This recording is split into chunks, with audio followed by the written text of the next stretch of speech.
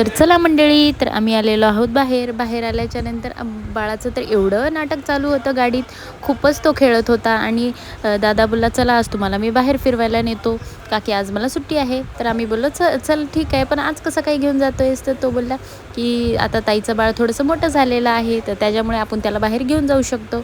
मग त्याला घेऊन गेलो आम्ही बाहेर. हॉटेलमध्ये आलू टिक्की आणि शेवपुरी खाल्ले आणि आमच्या छोट्या गोलूला पाणीपुरी सुक्कीवाली खाऊ घातली. मग त्याच्यानंतर आम्ही आलो हॉटेलमध्ये जेवायला.